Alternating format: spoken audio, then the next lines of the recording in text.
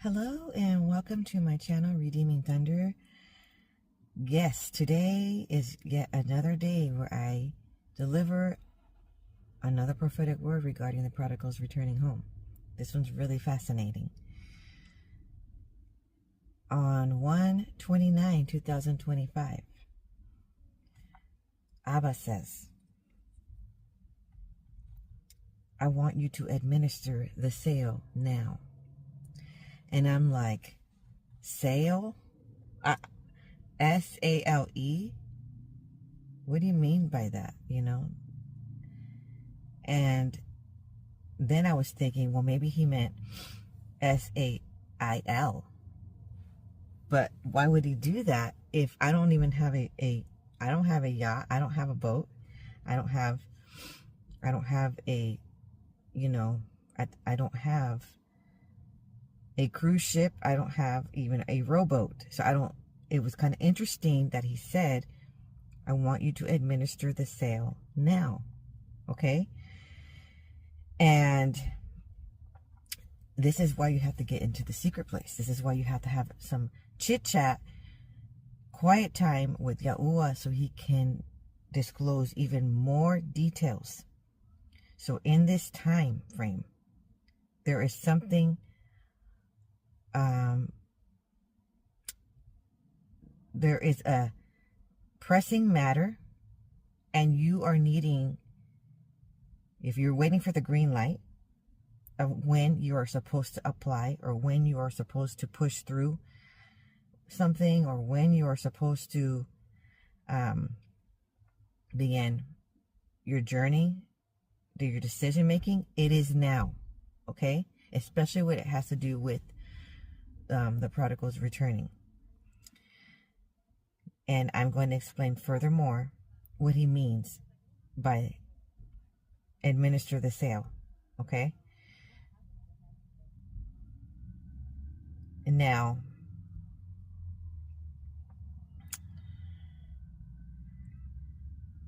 he gave me this word in October.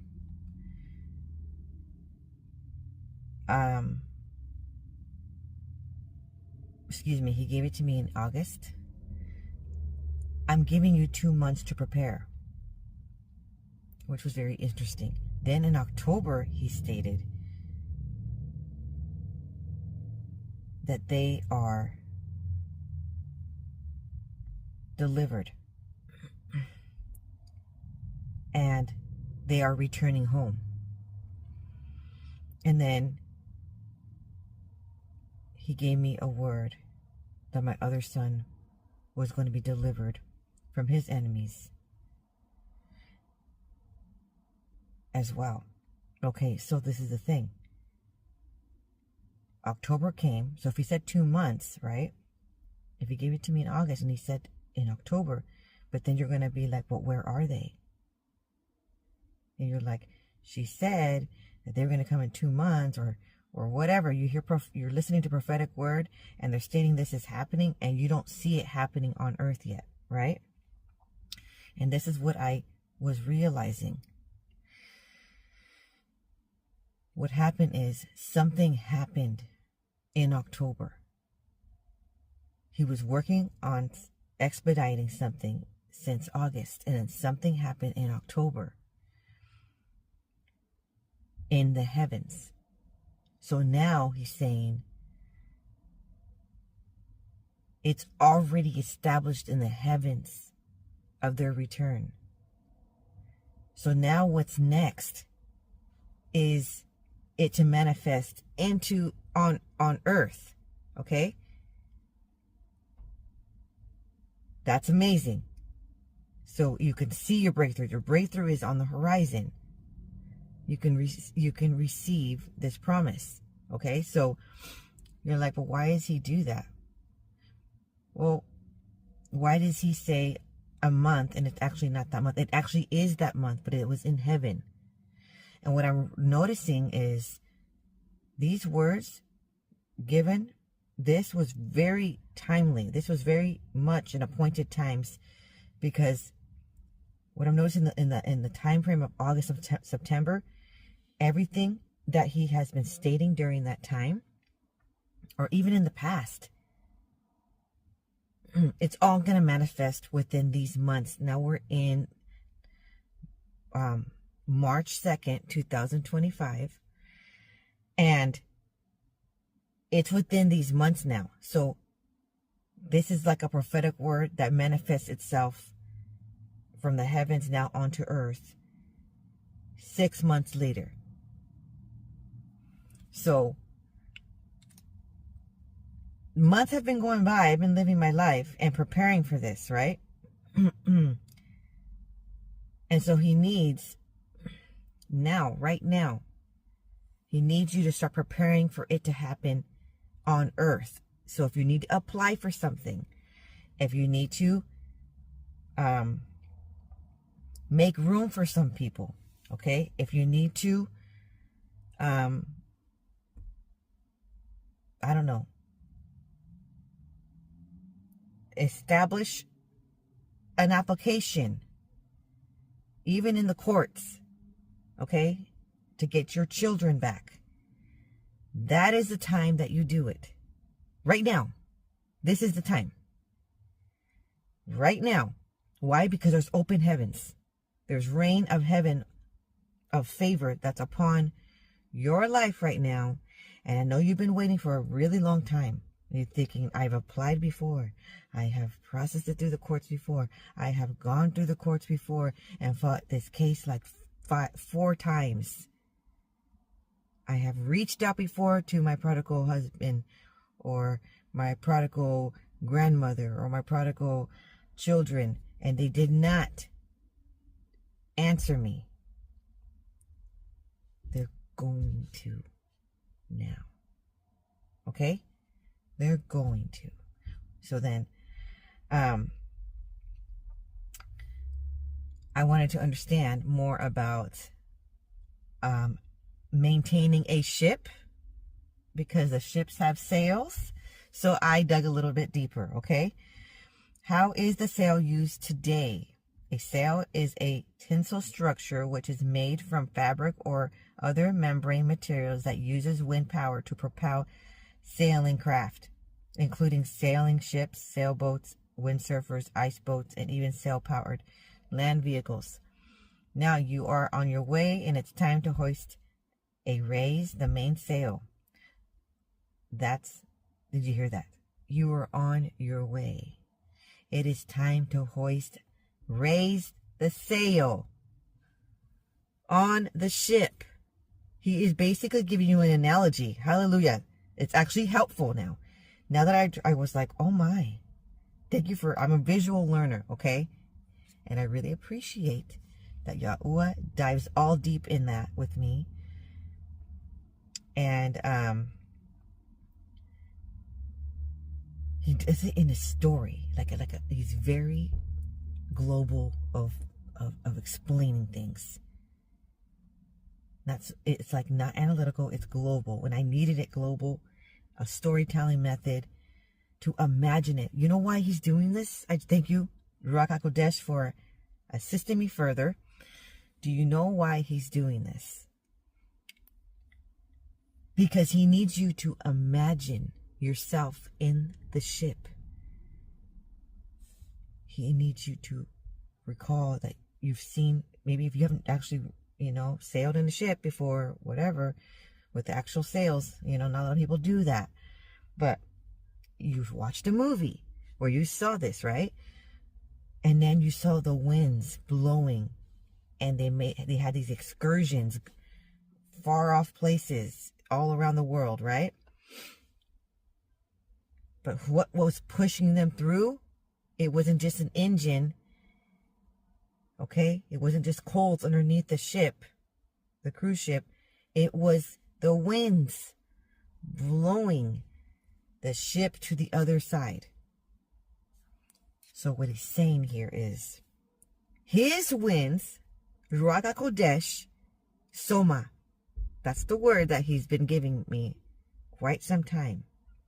It is appointed times. It is prophetically going to occur. It's not just a prophetic word now. Now it's going to be a prophetic word that you're going to live a testimony of. And it's on earth. in these months that he's saying,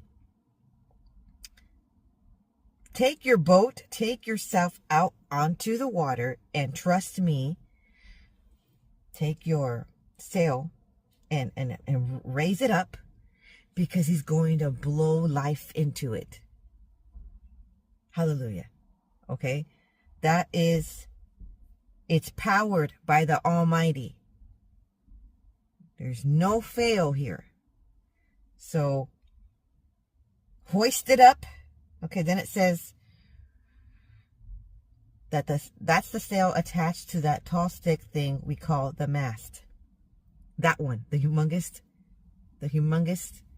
triangle-shaped sail, okay? You may be asked to raise the main halyard, which is the rope that is attached to the boat of the sail, which is the top of the sail is called the head, and this will raise the main sail. So he needs you to imagine it in your mind. Basically, when you're imagining it, it's like a vision, okay?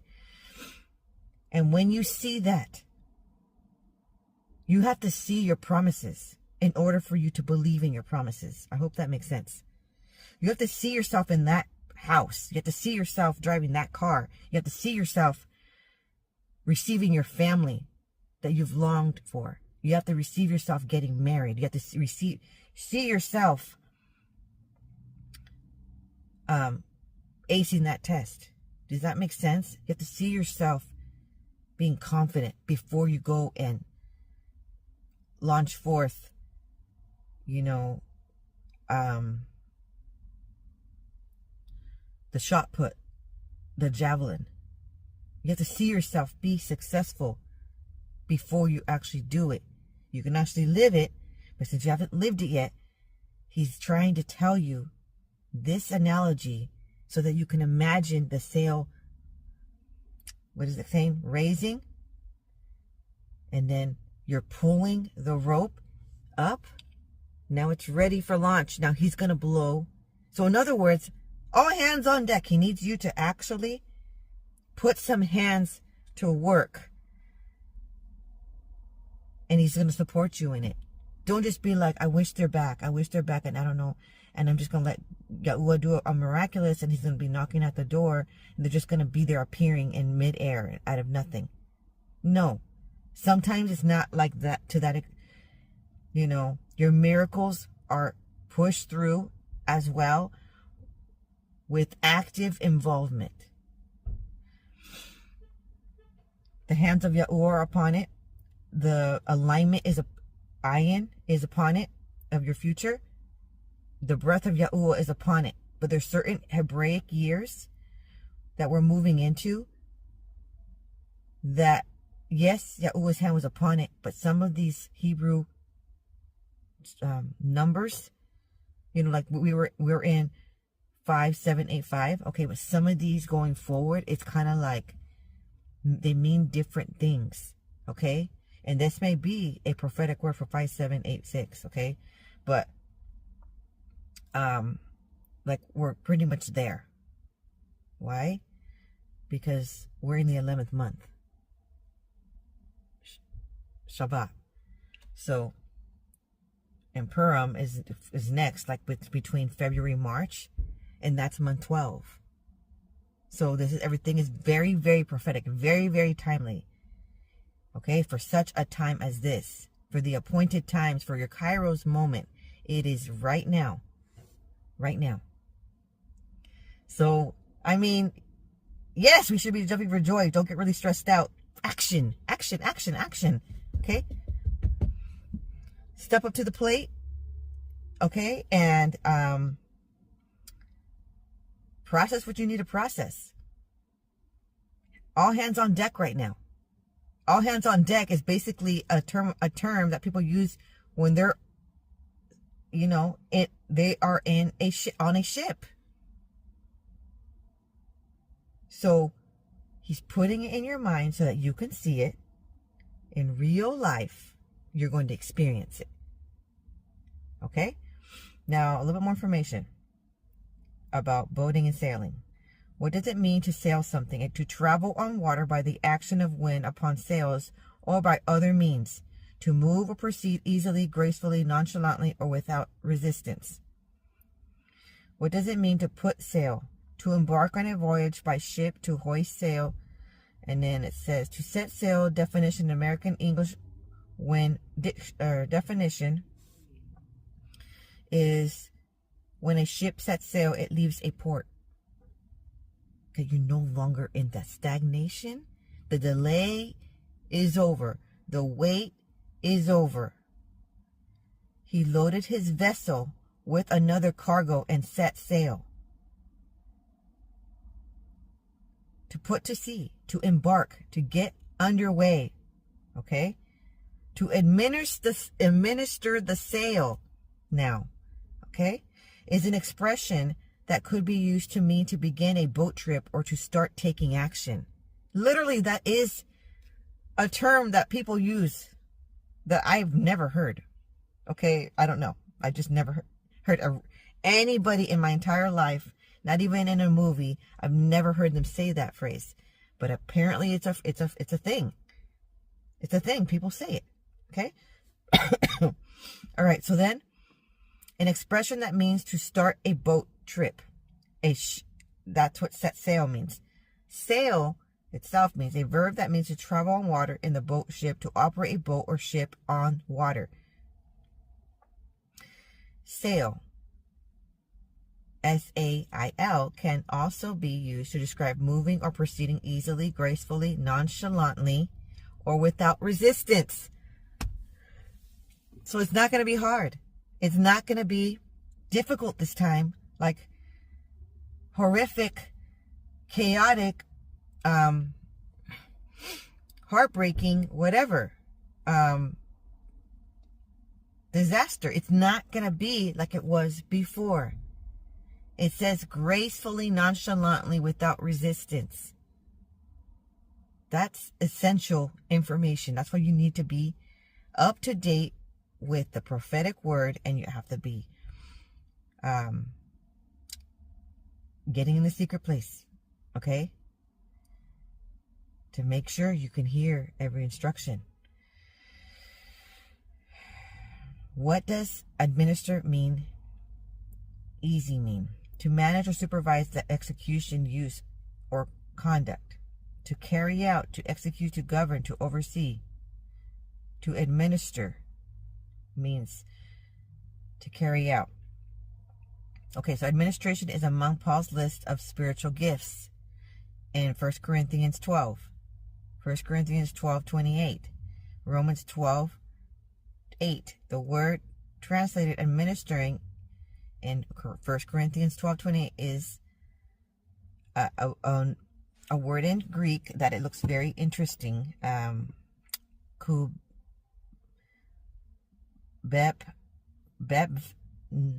Nos. I'm not sure how to say it because there's very interesting alphabet in there. To steer a ship presents the image of the work of a helmsman guiding his ship. Okay, the spiritual gift of administration. So in other words, you're given a key in this hour. Hallelujah. This is not anything to be taken lightly. He's giving you the key that opens the exact door. Hallelujah. Okay, so the spiritual gift of administration, what it is and why it matters. The early church was often viewed as a ship, and it becomes clear that this is what Paul has in view when, among the gifts of grace that Yahuah gives individuals in the church, he mentions administration, government. The reference can only be to the specific gifts which qualify a Christian to be a helmsman to his congregation, a true director of its order and thereof of its life. He's trusting the ones giving the prophetic word. A huge responsibility, but also has seen the work provided, the devotion, and he trusts the leadership of those giving the word, prophetic word, and giving a sense of leadership in the government field, okay? Administration field. It is the grace of Yahuah to give gifts that equip for administration. The gift of administration provides structure, guidance, and correction for the church. Administration can be translated government, and it was used of the activity of a pilot who steered a vessel through dangerous waters. Okay, so you don't want just anybody steering that ship for you.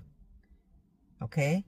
And maybe you don't feel equipped, you don't feel as trained, and you're like, I can't steer the cruise ship or whatever it is, the voyage excursion ship, the one that, export import. You're just, it's like humongous, okay? Like Titanic, it's like humongous. It's like you've never done it before. All right? And then what he's going to do is provide these leadership, the sense of leadership needed in your life. So if you come across this word, maybe this is a sign that you need to stay tuned on this channel. You need to just subscribe, because what's going on is maybe there's dangerous waters ahead, and then this vital word and prayers are going to see you through in the time of struggle, in the time of distress and turmoil. That is when the helmsman is most needed. Maybe it's because the helmsman has had a bunch of training, like colossal warfare, colossal astronomical witchcraft and satanic cult-like attacks. Okay? There's something spiritually happening within the problem that's happening on earth. Like being bankrupt, or losing your vehicle, or your children, or he comes to kill, steal, and destroy. Okay?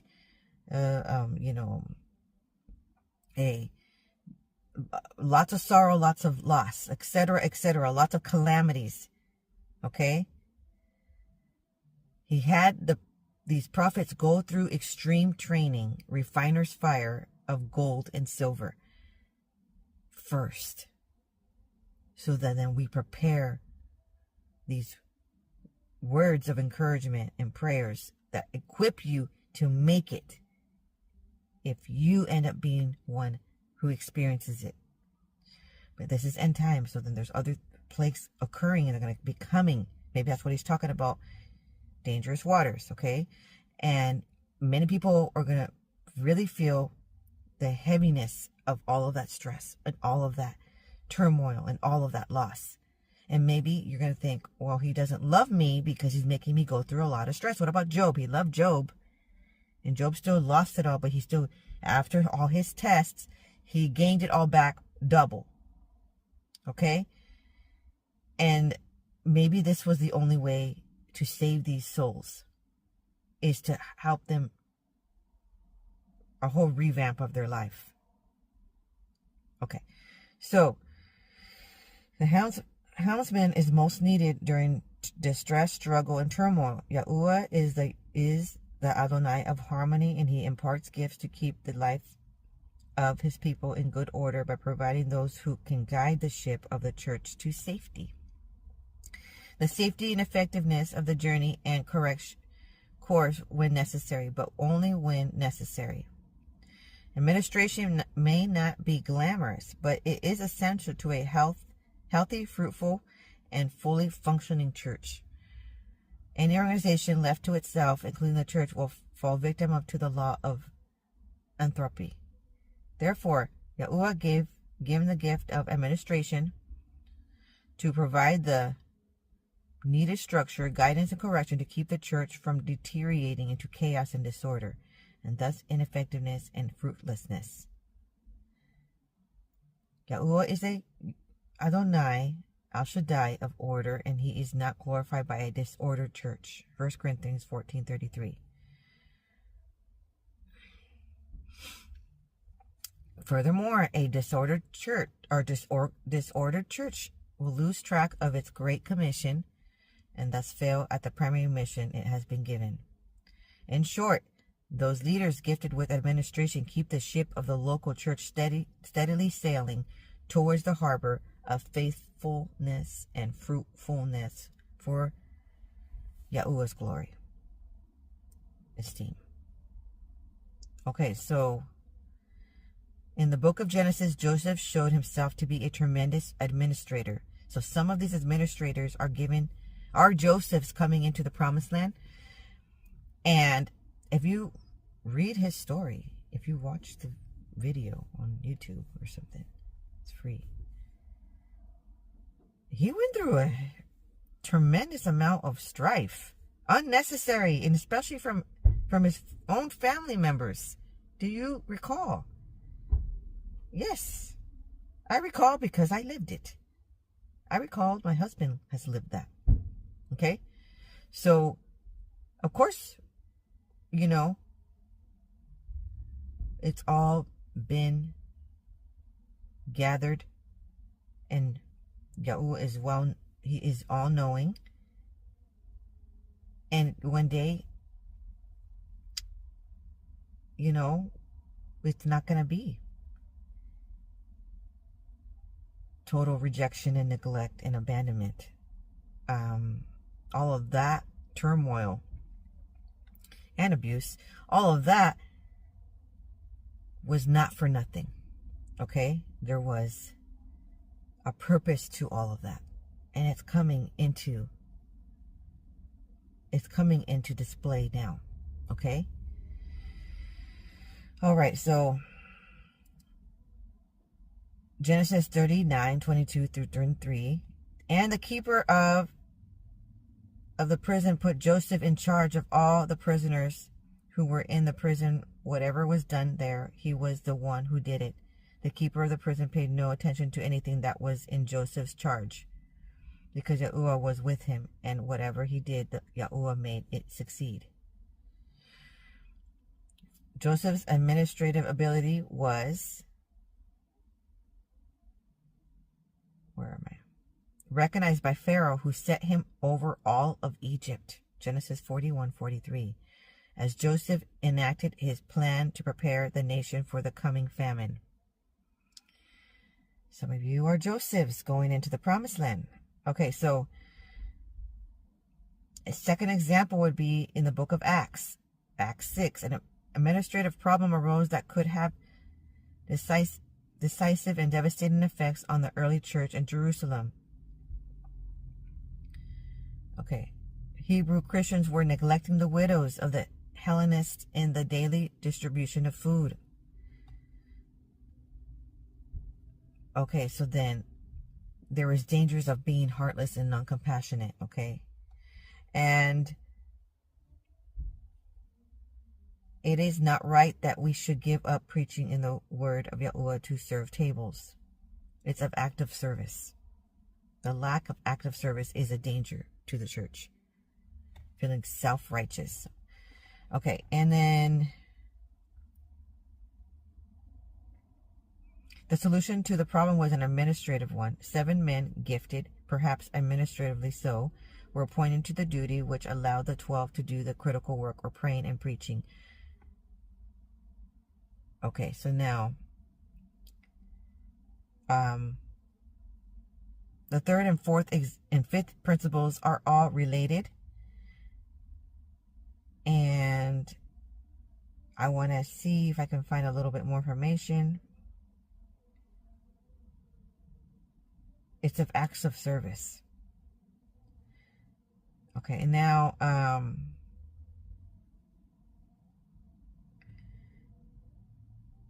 administration requires Yahuwah's wisdom, planning, and discipline. Consider the enormity of tasks before Joseph.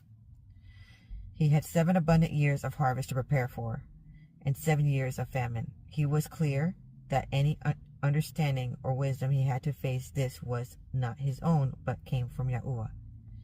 Genesis 41:25. Second, the logistics of harvesting, inventory, and storing immense amounts of food would have required very detailed plans and strategies. Third, administration required great discipline. Joseph was involved in executing a plan that would span 14 years. It would require great discipline to stay the course. Especially during the good years of harvest, it would have been extremely easy to become distracted and lenient on certain things and lose focus. The principle is that the gift of administration is a gift that seems to transcend the context of the church. Joseph exercised his gift of administration in the completely secular context. In the end, it is clear that administration is critically necessary in the life of the local church. But of course, it's not just helping those that are in the church. You know, you're helping those that are not. We're here to save those that are not. Okay, so that information was given to me by the spiritual gift of administration, what it is and why it matters. acgc.us. So you're going to be like, how can I do this? Come under some sort of authority. Be humble. And allow yourself to receive and take action, all hands on deck in this hour. So,